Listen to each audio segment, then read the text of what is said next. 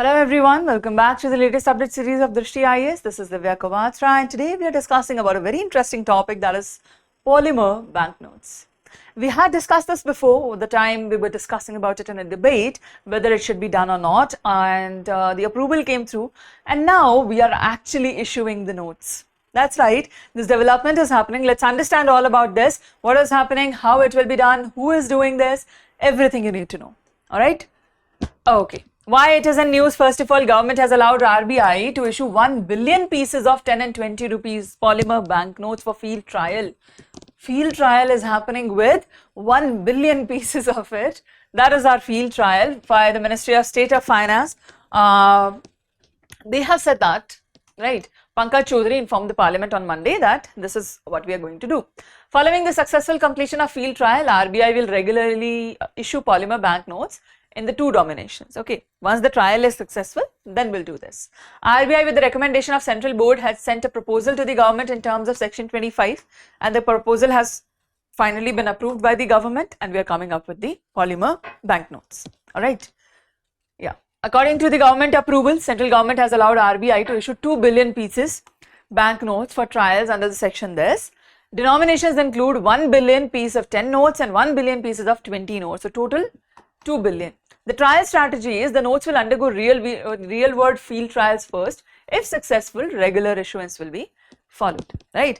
They have to be successful. Once they come, they don't get torn up, there is no fake currency coming up, right? All the testing will be done, and then we'll be able to understand whether this is successful or not. And if successful, then we'll continue releasing these notes. Clear? Yeah. Why is RBI testing polymer notes then? They're testing it for higher durability. First of all, they want to see whether it lasts significantly longer than the standard cotton paper. If it doesn't, then what is the purpose of bringing it all together, right? So we have to see how better they are in functionality once people start using it in day-to-day life, whether they perform better than the cotton notes, right?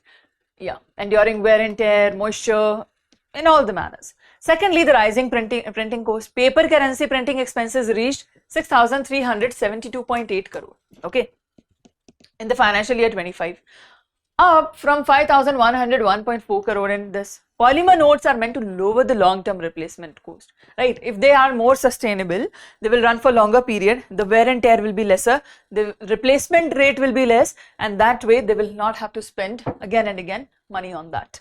Alright, coexistence with paper, polymer notes will run alongside existing paper currency. They are not completely eliminating paper notes. They are not completely eliminating paper notes.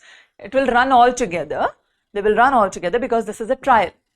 Once the trial is finished, they will start supplying, and slowly the money of paper notes will reach back to bank. Right, that is what we are hoping. Alright. Okay, now background and the global context. Past attempt, India previously exported polymer note trials in 2012 also, but it was stalled due to technical hurdles of the time. We were not able to produce it better. Global adoption, 60 countries, over 60 countries currently use polymer currency, like Australia, Canada, Singapore, UK, Malaysia. Australia is actually the pioneer, who was the first one to actually start printing polymer currency in 1988. Alright, yeah. Now the point comes, like, what is the statutory or regulatory framework, as in how does this happen? How does currency get changed in India? What is the whole process behind it? Let's understand that. Let's go a little bit deeper in the topic, shall we? Alright. First of all, Section 25 of RBI Act 1934, that gives the power that the design, form, material of the banknotes are recommended by RBI Central Board and approved by the government. That means, first of all, RBI Central Board will make a recommendation. That recommendation will go to the central government. Central government will finally say yes or no to that. That is the process. According to Section 22, it gives RBI the sole right to issue banknotes in India, right? Government can say yes or no to that, but government cannot issue the notes. The sole right of issuing banknotes lies with RBI, but there is an exception. There is an exception in which even government can issue the currency. Tell me what is that exception? Which notes can be issued by government also? There is an exception to this. Tell me. Okay, which notes can be issued by government also, and it is not necessary to be issued by RBI only. Generally, Yes, it is the sole right of RBI, but exceptionally, there is an exception to this. Which notes can somebody else also issue apart from RBI? Tell me that in the comment section. And now currency printing infrastructure, if we talk about, we have Bharatiya Reserve Bank Note Mudran Private Limited, wholly owned subsidiary of RBI. Secondly, we have the Security Printing and Mining Corporation of India Limited, wholly owned by PSU of the government, right? This is a wholly owned PSU, public sector undertaking of the government, rather than RBI. One is with government, one is with RBI. These are the printing infrastructures that we have in India. All right. Then Clean Note Policy 1999, RBI's policy framework aimed at providing high quality clean currency notes to the public while withdrawing soil damaged notes from the circulation. Right. RBI has a policy that if there are soiled notes that has faced wear and tear, got torn up, they will take back that currency and will issue the same equivalent currency to you back. Right. That is Clean Note Policy of RBI 1999 that came up with, right? Earlier than that, just imagine if the note got torn, no replacement. Nobody would give you money for that. But now, under the torn note, what you can do is, you go and take it to the bank and RBI will issue it. Clear? Exactly. That is the new policy.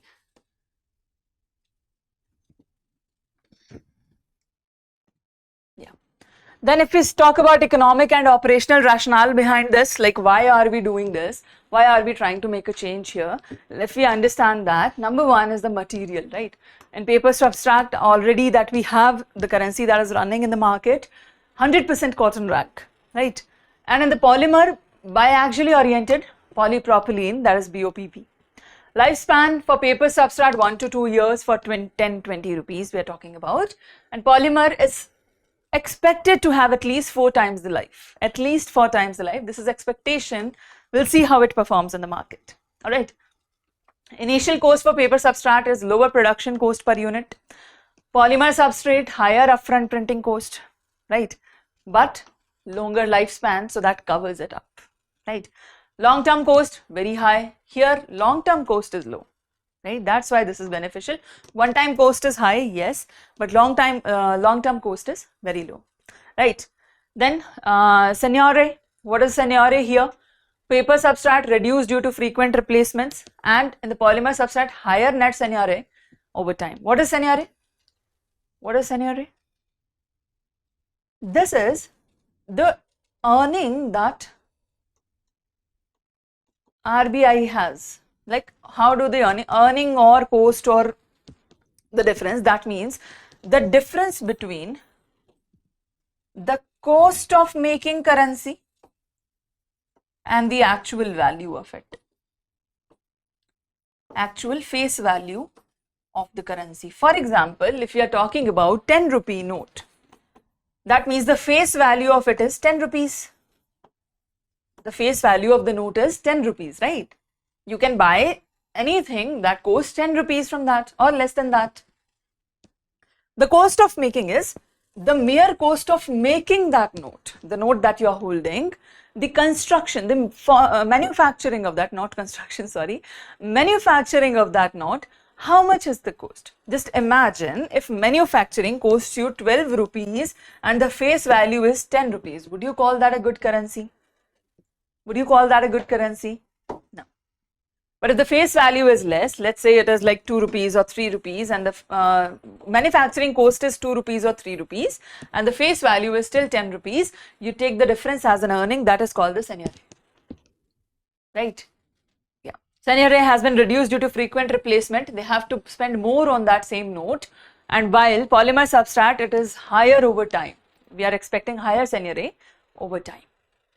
Clear?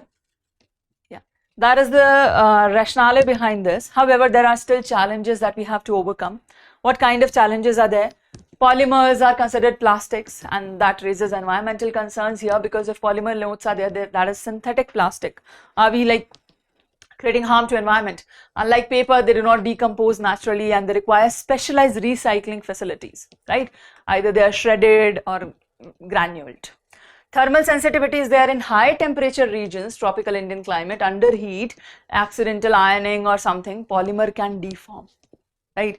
Sometimes you wash your currency, you wash your notes in the washing machine and still they come out intact, right? You dry them up and you have a good note. It is a bit crispy, yes, but then again, you have your note. Sometimes you iron your clothes and there's your currency, there's your money inside the pocket and it is fine, right? It is hot, but it is fine.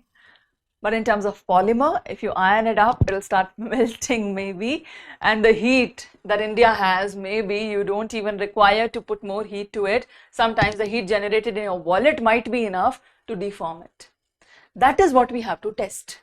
That is why it has been put to test and trial rather than directly introducing it, right? Because these instances might happen and that might tell us how it is actually doing and what can be done better to make it stronger, right? Foldability and stacking, polymer notes are slipperier, harder to bundle or count manually compared to the standard paper notes. Tactile features are there. Tactile braille features remain distinct over time for visually impaired citizens that require specialized engineering or plastic substrates. So you will have to specially engineer that on this, otherwise they will not be able to take over the currency, right? So these are the challenges that we are still facing. We'll see how we proceed with this. But for now, a trial on trial base, 2 billion of it, 1 billion for 10 rupees note and 1 billion for 20 rupees notes are, beginning to circulate across the market, and we'll see how it happens, right? Exactly. Now a small information for you, if you want more current affairs discussions like these, every day we meet from Monday to Saturday at 8:30 a.m. live to discuss the Hindu newspaper, PIB news analysis and question practice from the previous session. That is the structure of the class, and the class takes place on Drishti IAS English channel Monday to Saturday 8:30 a.m. live, and you can join that to have more such discussions. Alright? Okay. We have a practice question here. We have a practice question based on what we have read so far. All right. Read the question, give us your answer.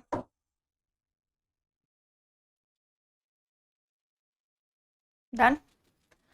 All right, that's about it. We'll see your answers in the comment section, and that was our session for the day about polymer banknotes, right?